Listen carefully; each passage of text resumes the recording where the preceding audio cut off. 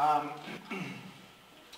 you know, I think I should preface by saying one of the things that has been so striking about doing this research and then seeing it. You know, when you're inside of something, you don't exactly see what it is.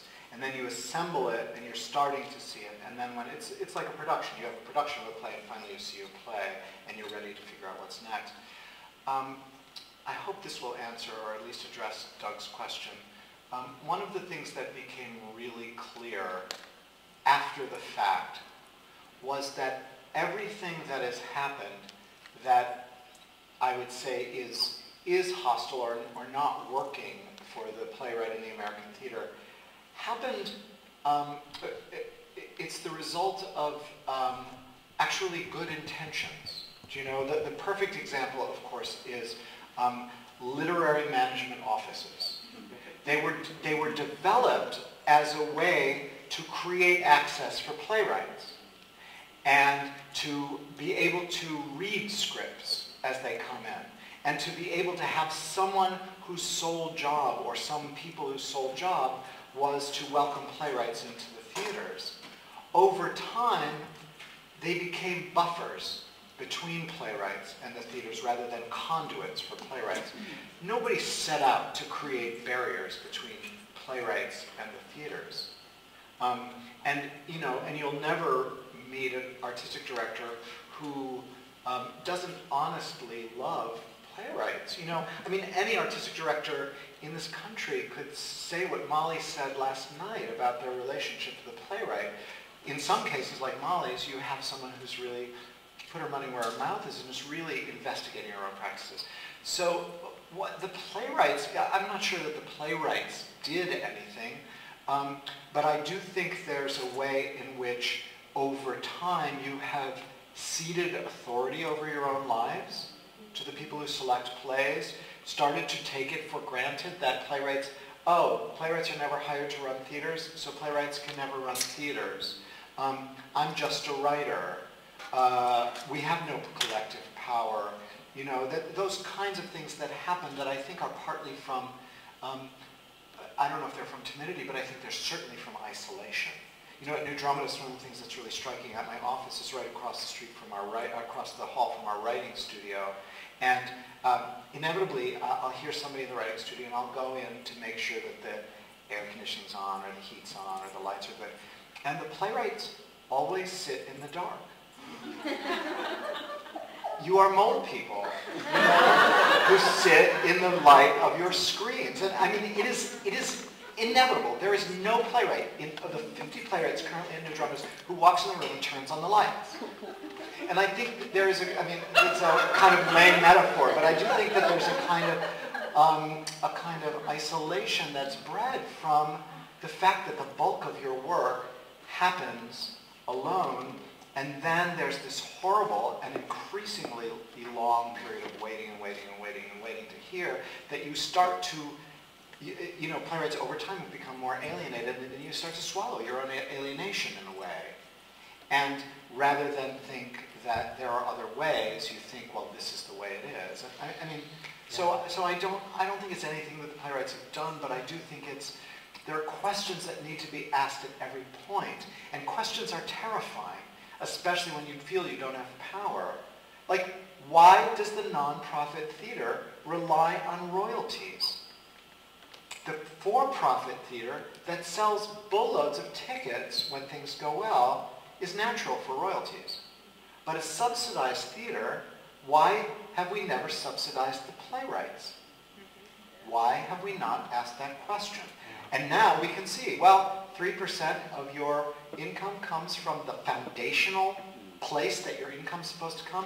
Okay, that's an old practice. It doesn't really work. So partly maybe playwrights should be asking better questions, should be working together more, you know. Yeah. So becoming more assertive, or ceding less. Yeah, and I think part of it is you've lost a lot. You know, it's not like your situation can get any worse. You know?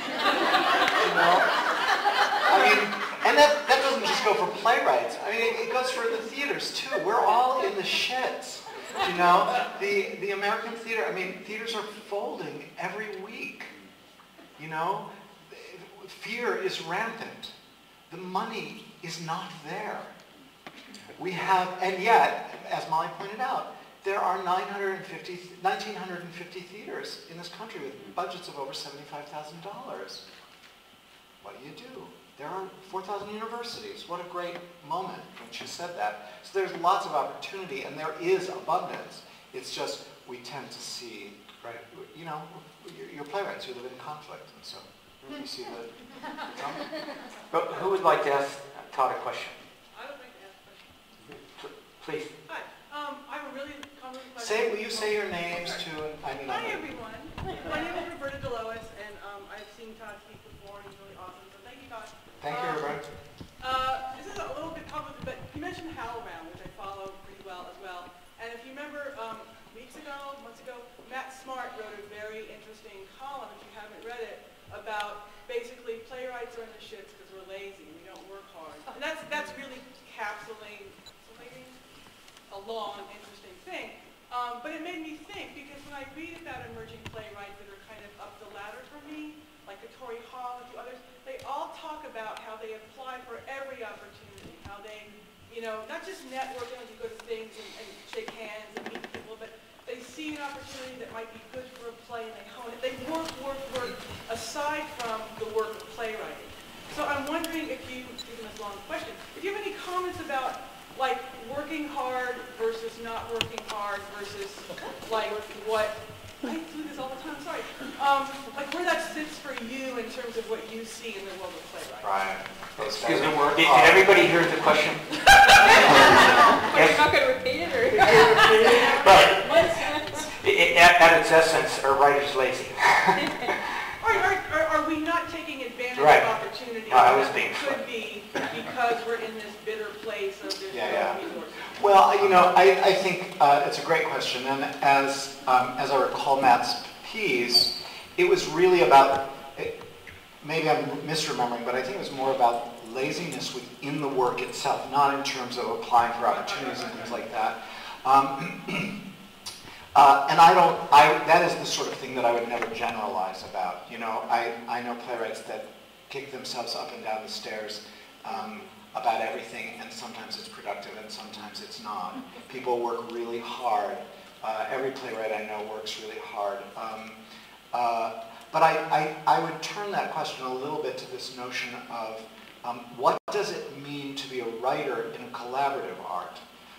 You know, and it seems to me that playwrights live in a kind of, I think of it as a kind of schizophrenia, that I'm a novelist and an essayist, and I don't really understand the desire to write something and then give it to other people to fuck it up. I don't really understand, I mean, I guess I should, because I'm a Gemini and I work as an artistic director and I also work as a writer, but to do that with the same material seems to me strange. However, the fact that you do means that at a certain point in your process you enter into a really deeply collaborative situation. Now, you are actually, because you're in the theater, you are always under the umbrella of that collaborative situation. And what we heard in this research again and again from artistic directors is that playwrights are sending plays that are not finished, that they are encouraged to do that by their teachers, and partly it's the unintended consequence of the fact that you know that every theater is going to want you to rewrite your play, even if it is finished anyway. And that so that there's a sense of, and then there's like defensiveness, and then there's who do you listen to, and of course it's a terrible situation because everybody, including the box office person and the marketing intern, is telling you what to do with your play, but there are people that need to tell you. Producers actually have a point of view, and that relationship between producer and playwright is potentially a fantastic one, and it is the heart of the theater. So I guess this is all to say, what is the actual work, and who dictates it? And yes, you may work alone very hard. You may rewrite and revise and rewrite and revise, and then come to a point where it's like, I don't accept the collaboration. or you may not work hard enough and then put it out to collaborate. Do you know what I mean? And I think every playwright knows that in his or her own heart, to the extent that you've been trained in the discipline of rewriting, or that you've discovered what it means to actually throw something away and start over and really get at the essence, and that you're asking the right questions. So I don't know how to generalize about that, but I do think that hard work is better than less hard work. Yeah. And some of that is related to the points that Richard Nelson made in his speech 4 or 5 years ago, which goes back to the first question I asked, that the theater world is more tended to treat us like children, and we've allowed ourselves to be treated like children. Right. So, yes. Woody and Sullivan, I'm one of those playwright bloggers you mentioned. I know. I think it'd be interesting. Could you say where you're from too when you introduce yourself? I'm from here, Washington, D.C. Okay.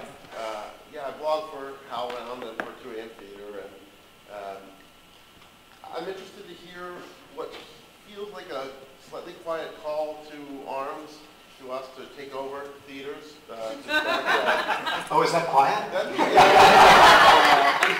Well, you didn't say, man the battle.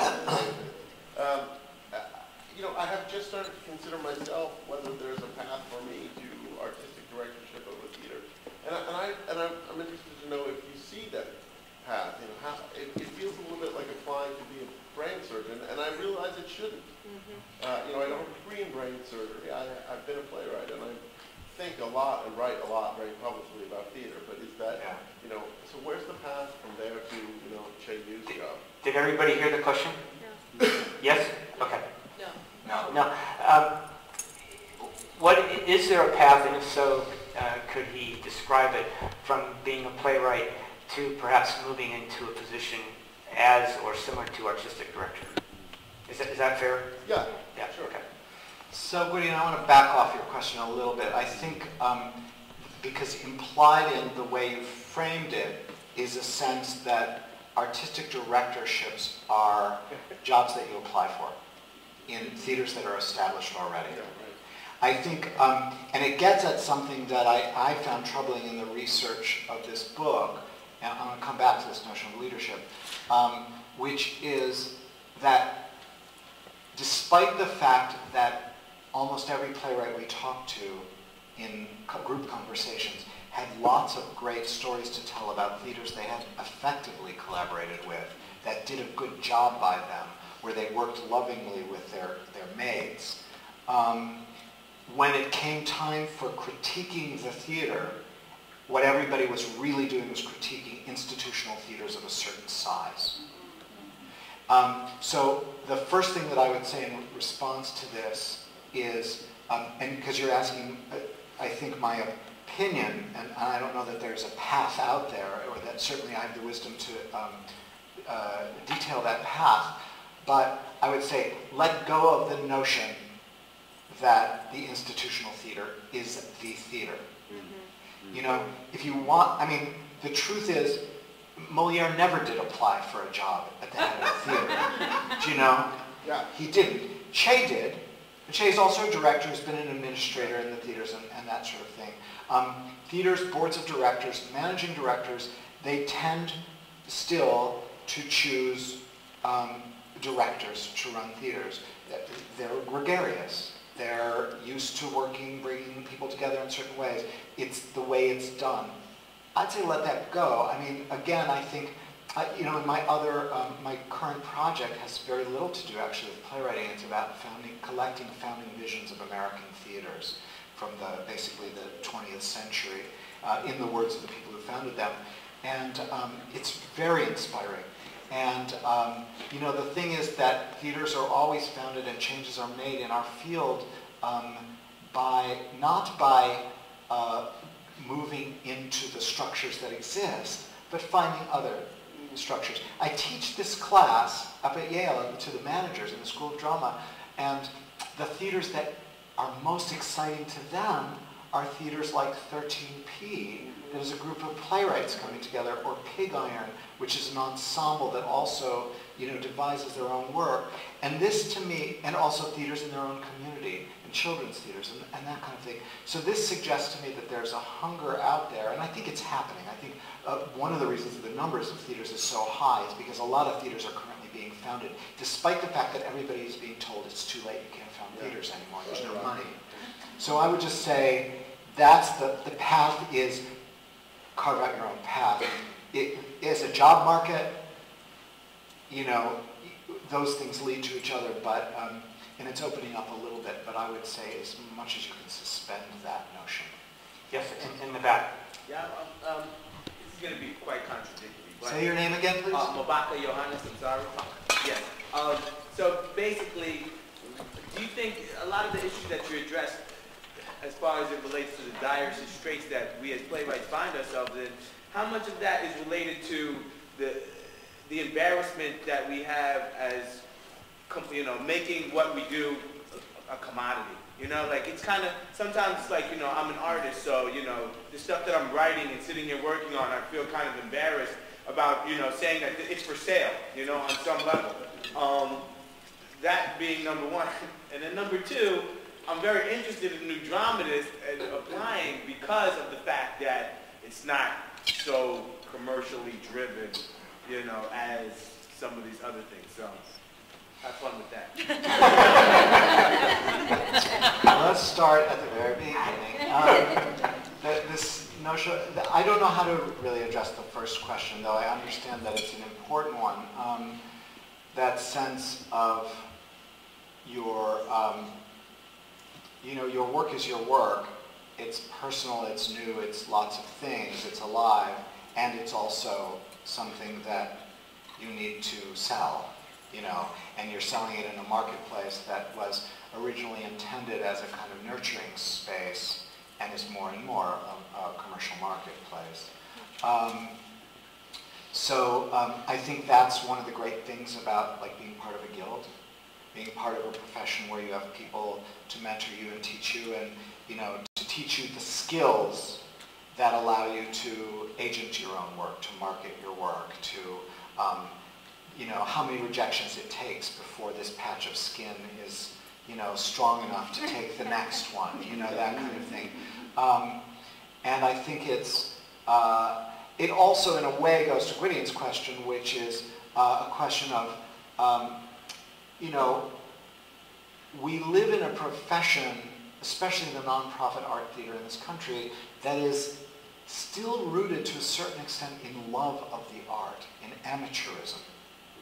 But it has professionalized at an accelerated rate really since the early 60s. And certainly since the days of the actor that was in the White House in the 80s. And it has professionalized in such a way that suddenly you are aware that you're not just throwing your art up on the stage of Cafe Chino for a week, with a lot of other poor bohemians who are living in the village in the 60s. You are now trying to get it to the person who will make a decision within a monolithic organization, or what seems to be monolithic and all that kind of thing. So part of it is about professionalism, and how do you reassert the love and of the art. The other thing is New Dramatists. One of the things that it's really easy to be an idealist in a place like New Dramatists is that we opt out of all of that, which is a really kind of luxurious and fake position to be in. Because I can sit in New Dramatists and I can say, we live in this ideal world, we give everything away. The playwrights can do whatever they want once they get in. We don't tell them what to do. We have no say over what they do. We don't select them. They're selected outside of us, the staff, and everything is a gift. And we don't sell anything. And therefore, we are pure, and everybody else is corrupt. Right? We can say that, that's easy to say, but it's just not true. We're so lucky to be in that position and to be able to make it work, and it's hard to make it work, and it's hard to raise the money and all that kind of stuff. But, we are permeable to the theater that it would be easy to call corrupt, which isn't. It's full of lovely people who want to do the right thing.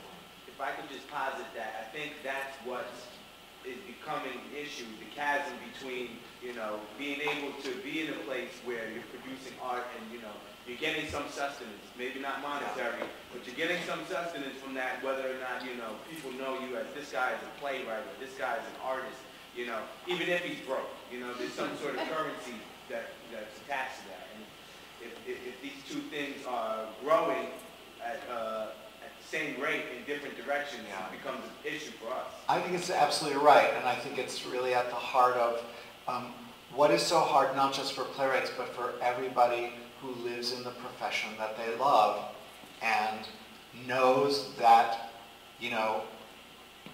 it is a split profession.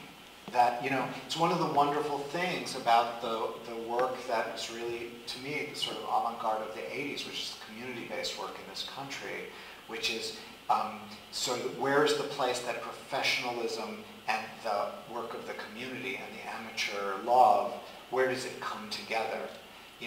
How do we, as people who love to make things and be creative together, work in a way that also exercises our love of quality, our craft that we develop over time, our mature visions. And it's hard. I mean, it is really I was on a panel in Chicago a few weeks ago with Rob Schulfer, who's for 37 years or so brilliantly led Goodman as its executive director. And he was like, this is a really young field. We're finding our way. It's only 50 years old, really, and it's kind of true. And so I think part of finding our way is like, can we get back to the love from that place of ultra professionalism? Can we not throw the baby out with the bathwater? Because we have like a whole profession of amazing managers and people who know a lot about audience development and all this kind of stuff, and beautiful buildings. Why shouldn't theater have beautiful buildings? It should. Yes, in the back, and then I'll come up here. Hi, my name is Phil Doan. I'm from Penn State, and I'm here as both a writer and I'm going to be the next president of the Association for Theater and Higher Education. My question is, and part of why I'm here is thinking about the leadership I can bring to some of these questions for the next 2 years in this position, of what we're doing in the academy in terms of supporting the arts, of responding to changes in the culture industries, etc. But I'm particularly interested if you would talk about, or if you would be, make some suggestions, how do we need to change our thinking in the academy in order to become part of the solution and not so much a part of the problem, which is what I think we're more a part of the problem than we are the solution at the moment. Well, I wouldn't presume to know what your thinking is. Do you know what I mean? So I wouldn't presume to know what the problem with it is. But well, a quick example. Yeah. One of the things that we do in the academy is we always, the answer to every problem is to start a new degree. Right? Try to, and then offer it to people and then pump the market full of people with that degree. I mean, that's just, and we just keep doing that over and over and over. And I'm not so sure that we need to keep offering degrees in everything that we do and just, yeah. Well, I don't know about that particular thing. I mean, my mind is spinning around a few things. And one of them is defensiveness, which I think it goes both ways. I think the profession has long been defensive about the academy and vice versa. And so both within our departments and within our theaters and, across that gulf, there's a lot of like, well, we know what we're doing and they don't. And then we create our little fiefdoms in the departments and we create our little fiefdoms in the theaters. One of the facts that I've come upon that I'm kind of thrilled to be contemplating in this, in looking at these founding visions of theaters, is that Theater Communications Group, which is the National Service Organization for Theater, which was founded 50 years ago this year, was founded, its original mission was to create bridges between professional theater, the community theaters, and the university theaters. And about 2 years into the life of TCG, the professionals won, and they changed the mission. So now we are, 48 years later, we are having to rediscover the genetic code and heal the rifts that have created. At the same time, our theater departments are more and more than certainly 50 years ago, are populated by theater professionals. There are professional playwrights teaching all over this country, professional directors, professional everythings. And so that thing that, like, when Bob Brustein went to Yale in '67 and everyone there, no one there had ever actually worked in the theater, and he brought, that kind of thing is much more rare these days.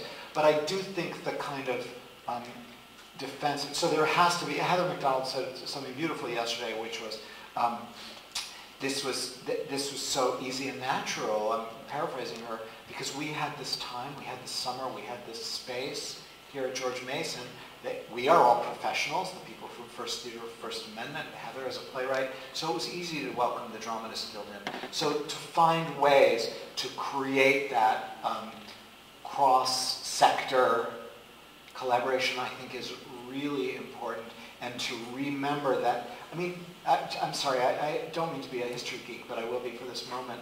I was given some transcripts. If you know the name McNeil Lowry was the first funder of the regional theaters. He ran the Ford Foundation. He was vice president of the Ford Foundation in the early 60s. And he's the one that seeded the growth of Arena Stage, the Guthrie, all the major institutional regional theaters. When Mac Lowry went out on the road to study the field in 1961, I have his transcripts of that he dictaphoned, when back in his hotel room at night, so that they could be recorded. Almost everybody he met with ran a university department, because that's where the American theater was at that time. And then over the last 50 years, it's migrated to the institutions, and then the individual artists, because they can't make a living, have gone to the universities, and yet the split is still there. So, heal the rift. Yes, right here. Actually, I'm also from Pennsylvania. My name is Colette Sylvester. I'm originally from Pittsburgh, but I went on to work at the Capitol in Harrisburg, Pennsylvania. And I want you to know I bought 3 senators your books. Made it required reading. And then I left the Capitol, and I'm actually formed a workshop based on Scott Center Carnegie Mellon. And what we did, I had the kids write from scratch. If they want to sing a song, they had to write from scratch. If they want to be in a play, they had to write from scratch. But one thing that really hindered us when we approached the theaters, it was like everything is arm's length. They're not allowed to touch anything. And actually, the kids give us this wonderful, they call the administrators hors d'oeuvre eaters. They're the hors d'oeuvre eaters. Are they hors d'oeuvre eaters or are they artists? And I said, what are you talking about? They said, do they make the rules or are they part of the art? And I'm very fortunate to travel with them. And so we began studying the history of theaters, the vaudeville circuits. We're actually making required read the original vaudeville circuit. There's a book, The Vaudeville Wars. That's part of the, your book is required reading now. But it looks, I know, right? You gotta put your revision in soon. But the thing about it is, it seems to us, traveling through from theater to theater, these are high school kids, traveling from theater to theater, they're actually talking now about creating a circuit of development because we can't participate. So therefore, if the system isn't working, we're going to the dead theaters that have no administrators but a historical society to make a development market that bypasses, God forgive me for saying, the unions, the guilds, everything, that they can develop their work and eke through levels of development. They want a statewide award. But it looks like somehow along the way, after vaudeville died and after the out-of-towns of the original 1940s and 50s, something broke. It was like the cost shot up so far. An average musical or even drama today begins at $11 million. The goal was to have, a $100 ticket on Broadway. Somewhere along the line, even Broadway, the community thing, the parents brought their kids down. You bought your ticket in the cellar of Walmart or Walgreens, and what happens? It's like all gone. That it's no longer a community participation. It's like a business. It's not even artistic. It's a business infrastructure broke. And your numbers are reflecting that, but no one's even talking about the business of it. And in the end, I came from Pittsburgh where a whole city fell apart because Still was gone. It was not so much for me to replace the widget of Still with a play to realize another infrastructure had collapsed. You understand what I'm Yes, saying? I think I do. Did the people in the back hear the question? No, okay. You understand, the infrastructure is gone. The infrastructure of development is gone. And the impresarios that united young artists together knew that, you know, Hammers could be great with Rogers. The impresarios, the creative collaboration. And we're trying to figure out, does anybody else notice this? And your numbers sort of reflected what we're finding, but we're going through the garbage of Pennsylvania that has been left abandoned. I'm sorry, it wasn't clear to me. Did the people in the back hear the question? No. Do you want to take a stab at it? The business infrastructure. The business infrastructure somewhere between the 60s and now broke, and she's asking him to address Fix that. it, actually. Have you noticed it? No, absolutely. I mean, I think of it in a little bit of a different way because I actually, sadly, don't know about anything but theater. Do you know? And it sounds like you know about a lot that isn't theater, and I don't even know much about theater. But it goes back to this notion of professionalism too, and it goes back to the 80s.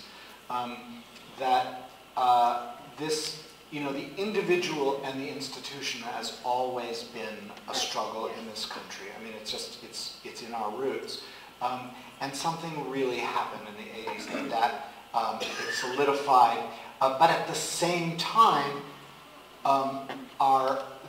what I guess we would call it the sort of grassroots politicization of our country also really started. It was the only response against increased institutionalization and business models being the only models. I mean, I remember when listening to Reagan and hearing him use capitalism and democracy interchangeably and being surprised and being like, when did that happen? But at the same time that happened, I mean, again, my reference point is the theater. There were people out doing work in communities in what we would now call grassroots or community-based theater that is also old. It really goes back to the early part of the 20th century. But the fact is, that I think is the only real response. I mean, we've seen it, and fortunately, the grassroots has the means, is much more agile and nimble, and has the technology that the institutions have not yet figured out, and the cities have not figured out really how to harness, because they're stuck in the dinosaur machinery. Do you know? Well, do you know, one of the senators said, this looks like a thick book, I'm not sure if I want to read it. He happened to be on the Council of the Arts, and I said, well, do you understand what's going on? Because I'm not sure. I said, then get off the council. Get the heck off the council. The monkeys have taken over the lab. I said, please try to understand what's going on, or we're not going to be able to fix it. Okay. I've got a question over here on the side, yes? Hi, my name is Ralph Tropp, and I'm from Los Angeles. Something you said today struck me when I read your book as well, is that artistic directors say, why do playwrights send us plays that are unfinished? I belong to a writers group that meets every 2 weeks, and we hash things out around the kitchen table. And I belong to several not-for-profit theaters that do readings of my plays. But there comes a point where I can do no more with what I've done. I need a director who's got an opening night to head for to show me where his problems are. I need an actress who's memorized the lines to tell me, hey, these things don't fit together. How do we make these artistic directors understand that they're the ones who aren't finishing the play? I've done as much as I can. Yeah. I need a production. I really hear you, Ralph, and I think, in a way, Molly and I did not do justice to this moment because we did not say the most important thing, which is the most significant change that I perceive and that I feel is happening at this moment is that actually the theaters are really getting that development and production. Nobody is applying for grant money to develop plays anymore without at least phrases about for production. You know, this is something that I think is the result of years of arguing, Richard Nelson, Outrageous Fortune, feedback from playwrights, feedback from within the theaters themselves. Everybody knows that what you are saying is the truth. And now the question is, how do you do it? And what Molly said last night that was profound is that it's not even about the first production. It's about subsequent productions. You know, the amazing National New Play Network, I know Jason Loeth will be here this weekend, you know, that does rolling world premieres so that you get to see at least 3 productions of your play with totally different companies, totally different theaters, totally different audiences, as a way of seeing your plays and seeing what you need to do. So I think that is actually, that complaint, which is real and deep and earned, is also one of the bright spots right now, which is that development and production have become, really in the last couple of years, inextricably linked for this field. Okay. I want to go right behind Ralph, and then I'll come back here. Yes. Yeah, my name's Nick. I'm from Annapolis, and I was talking with Mr. Kelly, and a lot of the things I'm hearing at the conference is that there's this call to arms and the separation of the art and the professional world, or something like that. And I'm at the juncture in my life where I'm choosing grad schools and considering whether this is even a viable career for me. Yeah. So I'm getting a lot of. Go back. But I'm at the point where I'm considering, you know, why don't I go and get some sort of business degree to take arms and all of this, as opposed to getting some sort of, you know, playwriting, this and that degree. You know, does that make more sense to, you know, study business and look at this aspect and have this undercurrent of playwriting as a way in to not to, you know, to use that hors d'oeuvre artist, you know, to kind of cut that line and be both an hors d'oeuvre eater and an artist. That will live on for us. That is just such a personal question, and it's so, I mean, you know, yes, it makes no sense to accumulate debt as a playwright in a master's program, but there are increasing number of playwriting programs that do not make you incur debt, where you actually, you know, go for free or maybe get paid to go. The truth is, nobody knows your heart, you know, except for you, and nobody knows the future, so nobody knows what it means. I mean, people with business degrees aren't having a great time in the market today either. Do you know what I mean? That, you know, things are changing so quickly that, you know, even the short-term future is, you know, look at lawyers, man. Where are the jobs? And the answer is nobody knows where the jobs are. And so the reason it's so personal is, you know, this is like, as a teacher to a potential student, you know, you live your life to do your best to anticipate regrets that you will try not to have. You know? You live your life to do the things you feel you need to do so that you don't look back and you say, why the fuck did I do that or not do that? And so whatever is bubbling up in you that you need to do, and maybe it's your practicality, and maybe it's your need to sing, or maybe it's whatever, you know, life is long, and it's a lot better when you're not burdened by regret. It's also a lot better when you're not burdened by debt. So. All right, we just have time for 1 or 2 more questions. Yes, in the back here. Yes, go ahead. Yes. My name is Michael Ruth. I'm from Kansas City, Missouri. I felt like the big driver behind a lot of this was mentioned in your speech, which is the declining audiences. And you talked about how fewer people are actually going to straight plays. And I wonder if you have any numbers on how many people actually say they saw a new play in the past year. That would be an interesting number. And do you think there's anything that we can do? Do we accept this trend as inevitable, or is there something we as dramatists can do to try to turn that around? Gosh, I wish I had the answer to the second one. The first one, the numbers that come out of the NEA don't distinguish between new plays and plays. They distinguish between musicals and non-musicals. The Broadway attendance records they distinguish between revivals and plays that are new to Broadway, which, you know, could be plays that are way old. So no, there are no figures on that. And what to do to turn it around is really, I think, impossible to say. You know,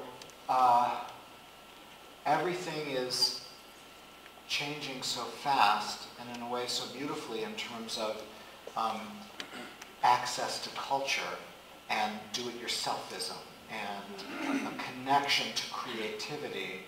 And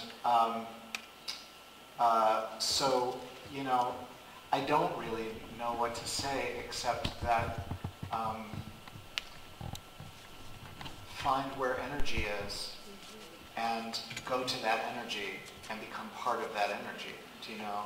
And I don't know if the energy, you know, I don't know what it's like in Kansas City, you say you're from? Yes. I don't know what's happening, you know, at the Rep now that Eric Rosen is there. I don't know what's happening, you know, in other kinds of theater there. I don't know how wedded you are to your community. But I do know that, you know, as I travel, and I've traveled a lot in the last few years, there are places that you just feel the energy. And you feel it in playwriting, and there are places that you don't. And there are places that you feel the energy in acting, and there are places that you don't. And there are places you feel it in, you know, lots of different ways. You know, and so one of the places, New Dramatists was looking to partner up with theaters and groups of theaters on this new project that we're doing called Full Stage, which follows a play from commission really to production with developmental extra time at New Dramatists.